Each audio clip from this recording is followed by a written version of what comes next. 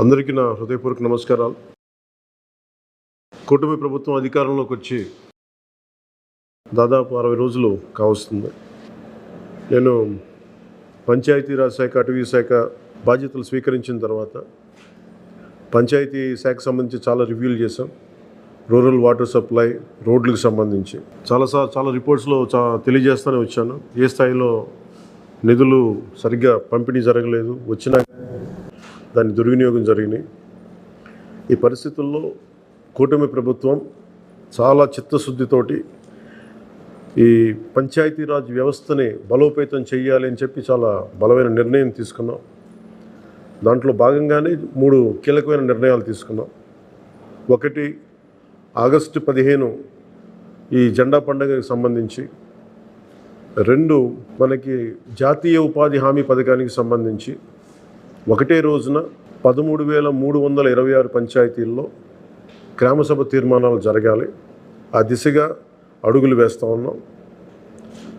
ఈ గ్రామసభ తీర్మానం అంటే ఏంటంటే, జాతీయ ఉపాధి హామీ పథకం ద్వారా వచ్చే కేటాయించిన పనులకు కానీ నిధులకు కానీ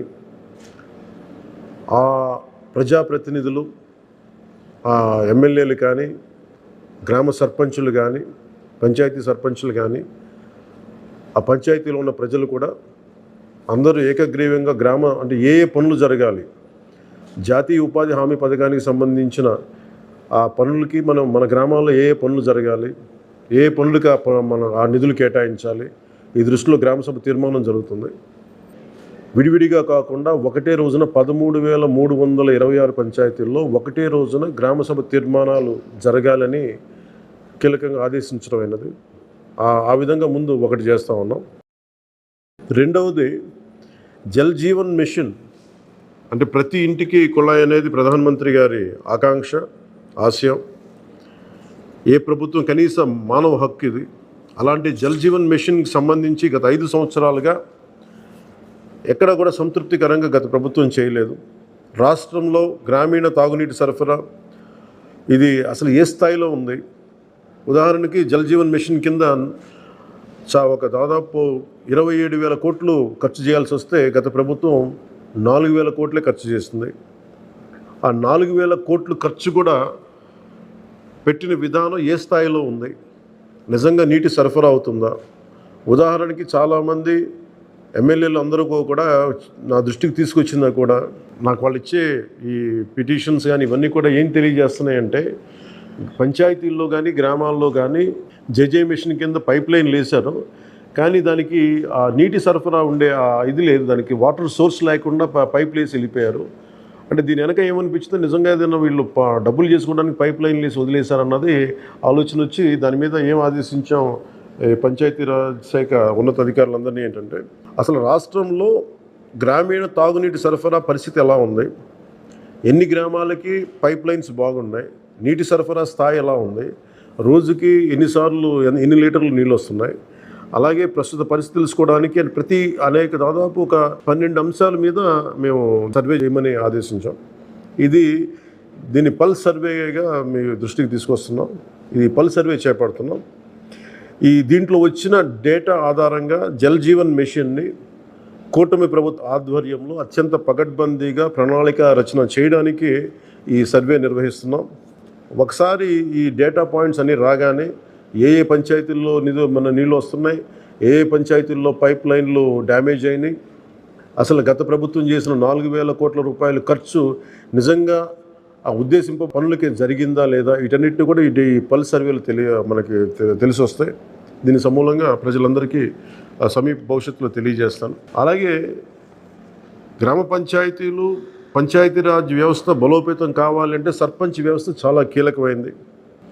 గత ప్రభుత్వం పంచాయతీ ఎన్నికలు సరిగ్గా నిర్వహించలేకపోవడం వల్ల మనకి నిధులు రాలేకపోయినాయి.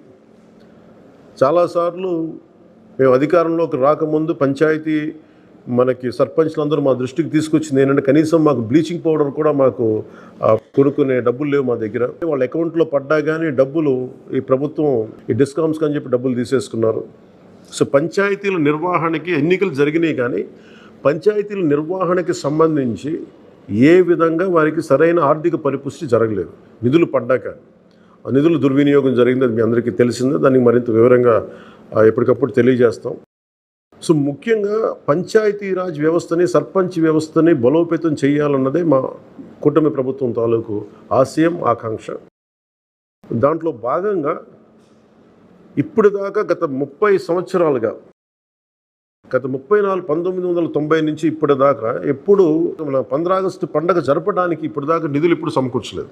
చాలా నామకే వాస్తే నామమాత్రంగా ప్రతి పంచాయతీకి, చిన్న పెద్ద పంచాయతీలకి 100 రూపాయలు, చిన్న పంచాయతీలకి, పెద్ద పంచాయతీలు 250 రూపాయలు చొప్పున ఇచ్చేవారు. ఒకవైపు ఏమో గాంధీ గారి కలల కన్నా పల్లెలే పట్టుకొమ్మలు అంటూ ఉంటాం, గ్రామీణ స్వరాజ్యం అని మాట్లాడతాం. కానీ ఎన్నికల్లో నిలబడ్డ పంచాయతీ సర్పంచ్కి మటుకు జెండా పండుగ నిర్వహించాలంటే వాళ్ళకి ఇచ్చే డబ్బులు 100 రూపాయలు, 250 రూపాయలు. ఈ రివ్యూ మీటింగ్స్లో మాకు తేలింది ఏంటంటే 100 రూపాయలకి, 250 రూపాయలకి 13,326 పంచాయతీల్లో ఏం చేయగలరు? మేము ఒకటే ఆదేశించాను, రాగానే చాలా ఘనంగా జరుపుకోవాలి.